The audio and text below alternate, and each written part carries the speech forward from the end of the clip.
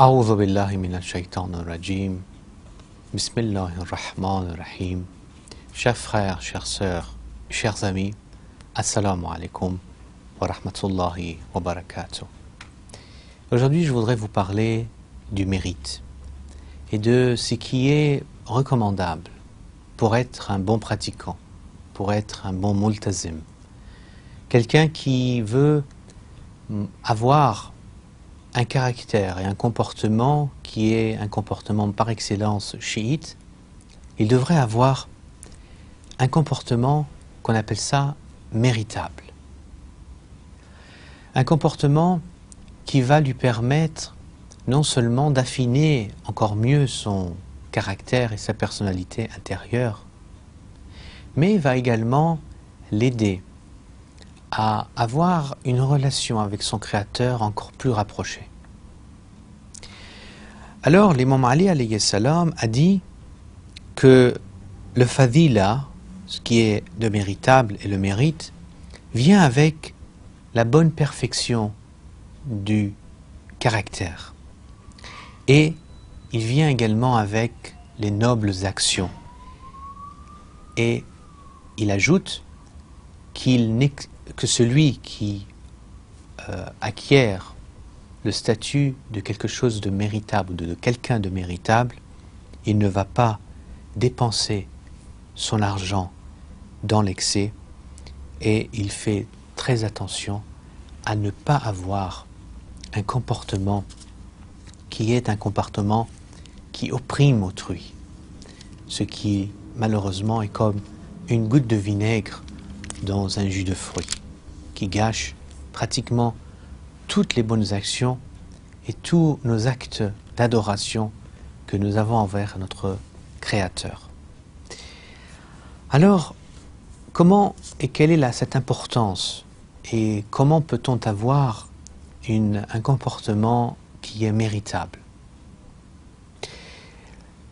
Lorsque nous regardons les bases de la religion, nous voyons que les comportements, dits des comportements méritables, doivent être basés sur un degré et un stage ou une étape de purification. Alors on appelle ça une purification qui est par la purification de la croyance, à croire en un seul Dieu, d'avoir cette conviction qu'il y a un seul Dieu, qu'il est comparable à rien. On ne peut absolument pas décrire Allah que méditer de ses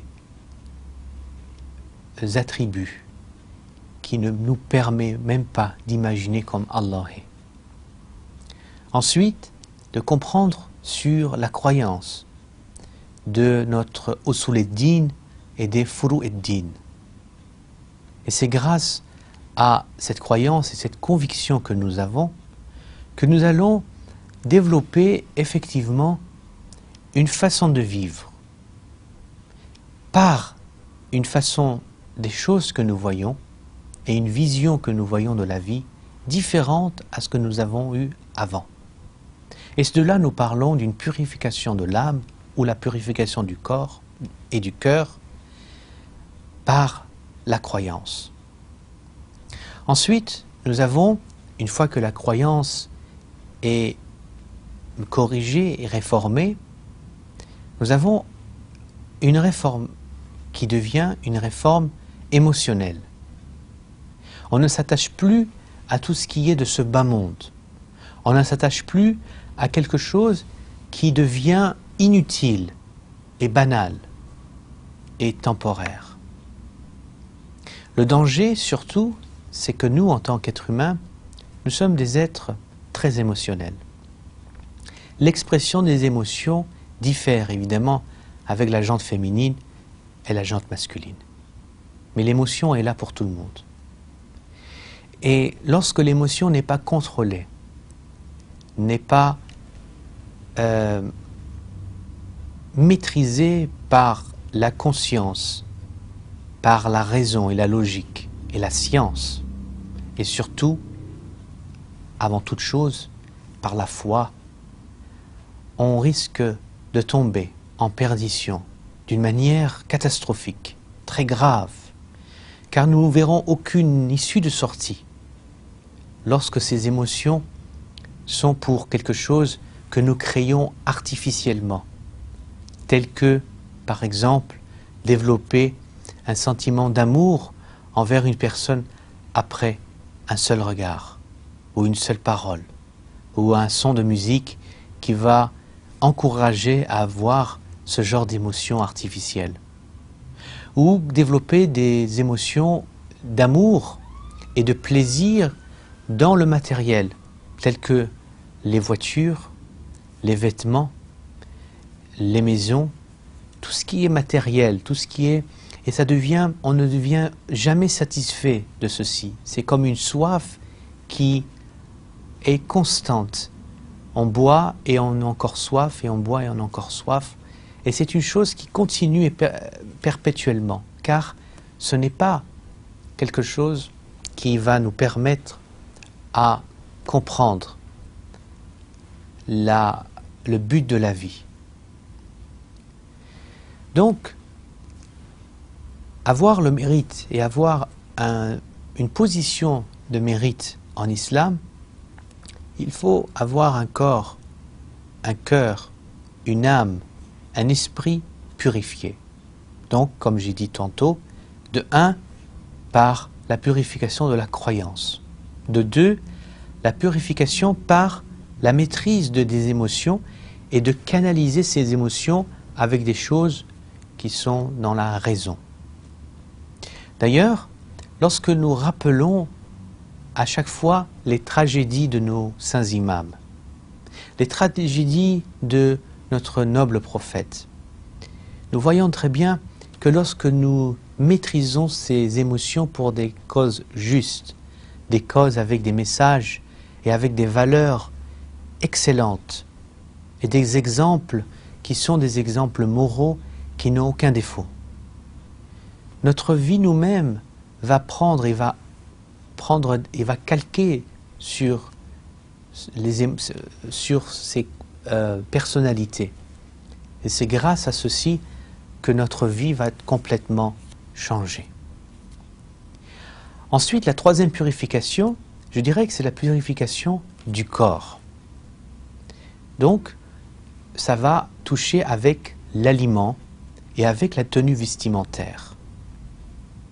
Alors l'aliment, nous voyons que manger certains aliments peut avoir un impact même dans notre comportement, tels que certaines viandes, certains légumes, ou fruits, ou certaines boissons, va avoir des conséquences. Quelqu'un qui étudie les sciences des aliments, tout ce qui est entré avec la diététique, nous voyons que certains aliments sont même recommandés pour certaines personnes ayant, par exemple, des antécédents médicaux ou moraux particuliers. La science est tellement complexe qu'on ne peut pas résumer, par exemple, la science des aliments avec quelque chose de simpliste. C'est de même va avec cette purification et ces étapes que nous devons entreprendre pour avoir un corps purifié. D'ailleurs, nous avons même des hadiths de l'imam Ja'far al-Sadiq qui demandent de boire de l'eau. Mais vous allez me dire, mais quelle simplicité de dire il faut boire de l'eau. Nous allons nous poser une question à nous-mêmes. Est-ce que par jour, nous, en tant que musulmans, en tant que pratiquants, nous buvons au moins 1 litre, voire 1,5 litre d'eau claire et minérale par jour? Et je pense que si nous sommes honnêtes avec nous-mêmes, les réponses vont être plus négatives que positives. Et c'est ceci lorsque nous suivons pas les enseignements des nobles prophètes et des saints imams, nous voyons que même les petits détails tels que l'alimentation n'est pas respectée. Alors, nous avons un hadith de l'imam Zayn al-Abidin qui dit que lorsque le jour du jugement dernier nous allons rencontrer notre Seigneur. On va être tous rassemblés. Et une voix va se lever, va dire « Qui sont les gens du mérite ?» Et l'imam ensuite, l'imam Zayn al-Abidin alayhi salam, ensuite continue dans le hadith, dit « Quand un groupe de gens vont ressusciter et les anges vont les accompagner et ils vont être en face et une voix va dire « Est-ce que c'est vous les gens du mérite ?» Et ils vont dire « Nous visitons ceux qui ont essayé de couper nos relations avec notre Créateur, de couper notre amour et de dévier cet amour que nous avons envers les Ahlul Bayt. Et nous avons pardonné ceux qui nous ont opprimés. » Alors, une voix dit, alors c'est vous les gens du mérite, venez, rentrez au paradis. Donc nous voyons très bien que lorsque nous atteignons la position de quelqu'un qui a du mérite, il va avoir la facilité de pouvoir éviter beaucoup de péchés et de pardonner ceux qui lui ont fait du mal et d'éviter de ne pas suivre et d'être manipulé par des gens qui n'ont pas de science ou qui pensent simplement à défendre leurs propres intérêts, surtout lorsque nous parlons du matériel. Malheureusement, l'intérêt est la majorité de base matérialiste. Donc, je voudrais revenir un peu à ce que j'ai dit tantôt au sujet de sortes de purification que nous avons. Lorsque, pour continuer, donc lorsque le corps est purifié, nous avons ensuite, nous arrivons à cette purification pratiquement finale qui devient la purification donc de ce cœur ou de cette âme que nous avons à l'intérieur. Et c'est cette purification finale qui devient la conclusion et cette harmonie de la purification totale. Et c'est à ce moment-là que nous arrivons au summum de la foi. C'est à ce moment-là où nous pouvons avoir une communication directe avec l'invisible. Et c'est grâce à ceci qu'il est d'ailleurs excessivement recommandé que lorsque nous voulons connaître ce que veut dire la purification, il faut savoir que la purification n'est pas simplement l'abstinence à faire le mal, mais c'est de pouvoir s'imprégner de science. C'est de pouvoir d'avoir cette connaissance et de continuellement travailler sur cette connaissance. Car une purification sans science, c'est quelque chose qui devient simplement banal.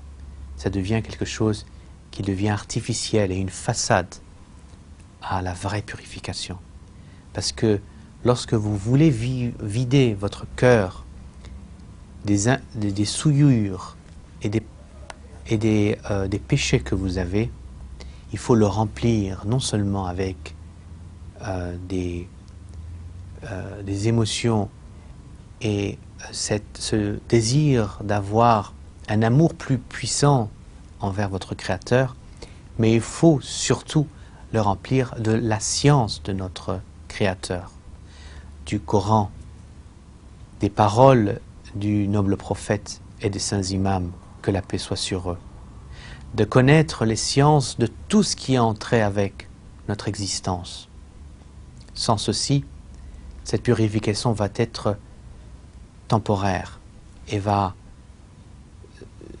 se vider et fuir immédiatement lorsque il y aura une autre chose qui va venir la remplacer. Donc il faut absolument qu'on puisse avoir un poids de science tellement fort que cette purification ait un sens et soit éternelle, Inch'Allah, jusqu'au jour du jugement dernier. L'imam Al-Jawad, alayhi salam, a parlé au sujet des différents genres de mérites qu'un être humain doit avoir.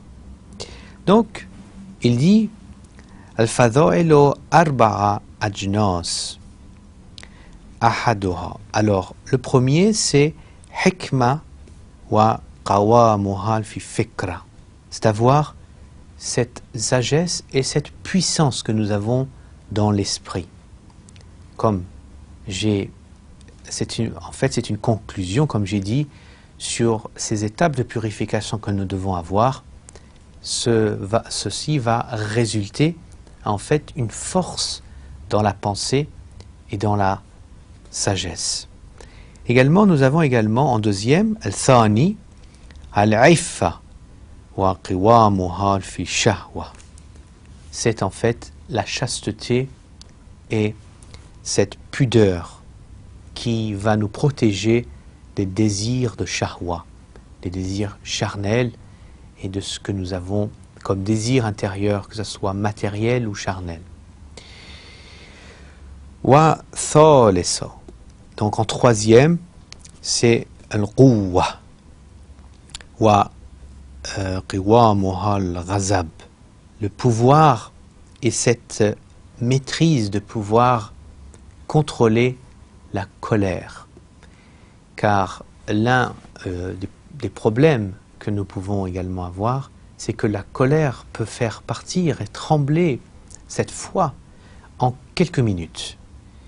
L'emprise de la colère, une personne est incapable de pouvoir réfléchir et de faire des choses dans la raison en utilisant son intellect et sa foi. Wa rabi'u, et en quatrième, al-adl, c'est la justice. Wa qiwamuhu fi i'tidal quwwal nafs, c'est également la modération de pouvoir utiliser les facultés de soi-même, de son nafs, et de contrôler et d'éviter les extrêmes que, comme nous avons dit dans une ou deux émissions que nous avons parlé, c'est que les extrêmes sont très dangereux, que ce soit entre guillemets même des extrêmes qui sont religieux ou spirituels. L'extrême est une chose répréhensible en islam. Donc nous pouvons voir quelles sont les meilleures caractéristiques pour avoir ce mérite. L'imam Ali alayhi salam a dit Al-insafu afdalul fadha'il. Avoir la modération, à être dans le juste milieu, être juste. Al-insaf, c'est la meilleure chose qui vont nous permettre d'avoir une mérite ou quelque chose que nous devons recevoir en tant que fadl. L'imam Ali également a dit que celui qui est méritable et qui, grâce à ce mérite, est reconnu pour être un bon pratiquant, c'est quelqu'un qui peut maîtriser et contrôler sa langue, qui ne donne pas des mauvaises paroles et qui constamment répand de par sa langue que des choses bien, des choses positives, des choses qui encouragent les autres à faire mieux. Et il est tellement important de savoir que lorsque nous voulons parler à autrui, évidemment, il peut y avoir que nous rencontrons différentes sortes de personnes, ayant différentes façons de penser et de voir les choses. Et il faut être tellement croyant, il faut être tellement sensible avec les affinités que chacun a, et d'avoir cet amour tellement fort et profond envers son Créateur, que lorsque nous parlons à quelqu'un, il faut toujours transférer et transmettre de par sa parole des mots qui encouragent et qui donnent de l'espoir même à votre pire ennemi, même à une personne qui vous déteste et qui souhaite le pire dans votre vie. De un, vous demandez à Allah de vous donner encore plus d'amour.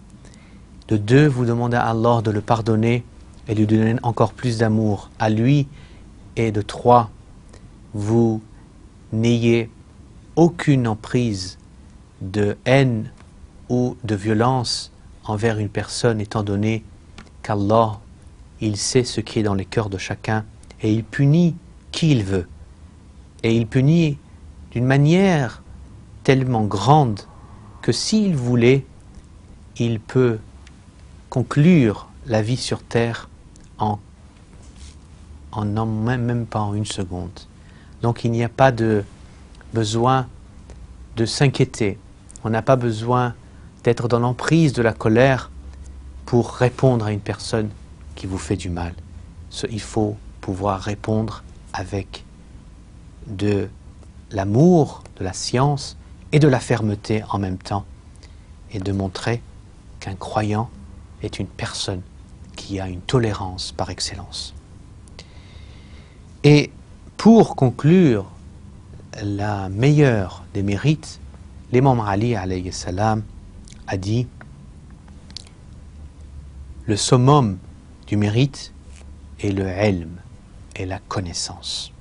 C'est exactement ce qui va nous conclure à ce que je vous ai dit tantôt sur les étapes de la purification de l'âme.